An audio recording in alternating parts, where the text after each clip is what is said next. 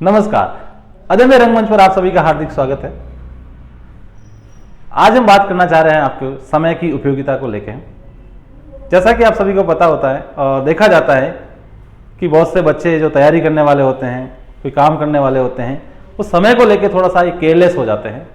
समय के प्रति उनका जो भान होता है कि कर लेंगे काम, हो जाएगा, अभी तो इतना समय है, इस तरह की बहुत सी भ्रांतियाँ रहती हैं। तो उस सभी बातों को समझने का प्रयास एक कहानी के माध्यम से करते हैं। एक समय की बात है कि एक नगर में बहुत प्रसिद्ध महात्मा रहते थे और उनकी प्रसिद्धि जो है वो बहुत दूर दूर तक फैली हुई थी। कहीं लोग अपनी बातों को लेकर, समस्याओं को लेकर उनके पास आते थे, अपनी समस्या बताते थे और संतुष्ट होकर जाते थे। समय के साथ साथ उनकी जो मांग है वो बढ़ती जा रही थी और प्रसिद्धि फैलती जा रही थी। एक ऐसा ही शख्स था जो अपने आप से परेशान भी था, बहुत सारी समस्या भी थी और साथ ही साधु महात्मा से कहीं इनकी ज्वेलसी का भाव भी रखता था।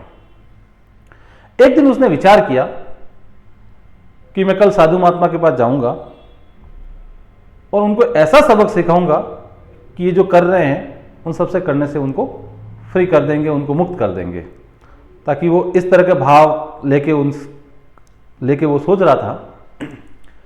दूसरे दिन उसके दिमाग में एक विचार आया और उसने विचार ये किया कि मैं एक ऐसा छोटा सा बच्चा, चिड़िया का छोटा सा बच्चा है, वो मेरी मुट्ठी में मैं लेके जाऊंगा और मैं महात्मा जी से प्रश्न करूंगा कि महात्मा जी मेरी मुट्ठी में क्या है। अगर महात्मा जी ने इसका जवाब दे भी दिया तो मैं दूसरा प्रश्न ये करूंगा कि मेरी मुट्ठी में जो है वो जीवित है या मरा हुआ है। अगर महात्मा जी कहेंगे जीवित है तो मैं इसको मसल के मार दूंगा, और महात्मा जी अगर कहेंगे कि मरा हुआ है तो मैं उसको जिंदा बता दूंगा, और महात्मा जी कहीं ना कहीं गलत साबित हो जाएंगे और उनकी प्रतिष्ठा है वो धूमिल हो जाएगी। ऐसा ही विचार करके वो दूसरे दिन एक छोटा सा चिड़िया का बच्चा लेके महात्मा जी के पास में जाता है और भरी सभा में महात्मा जी से कहता है कि महात्मा जी मेरा एक प्रश्न है आपसे। महात्मा जी ने कहा बता क्या प्रश्न है। तो उसने कहा कि महात्मा जी मेरी मुट्ठी में क्या है।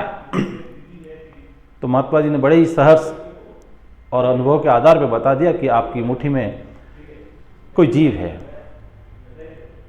तो उसने दूसरा प्रश्न अपने प्लान के हिसाब से उसने बताया कि जो मेरा मुट्ठी में जीव है वो जीवित है या मृत अवस्था में है। तो महात्मा जी का जो उत्तर था वो बहुत ही आश्चर्यचकित करने वाला था। उसने कहा कि यह आप पर निर्भर करता है कि आप चाहे तो इसे जीवित रख सकते हो और आप चाहे तो इसे मार सकते हो। व्यक्ति को आशा नहीं थी कि महात्मा जी ऐसा जवाब देंगे, और उनका जवाब सुनकर वो बहुत ही लज्जित हुआ और आश्चर्यचकित भी हुआ। तो दोस्तों, ऐसा है कि अपन जो सोचते हैं वही वैसा हो, ऐसा कोई जरूरी नहीं है।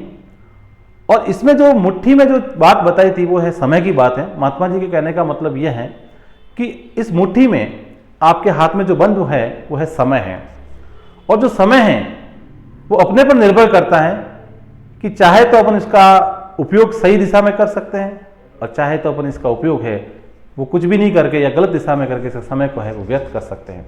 ये अपने हाथ में है।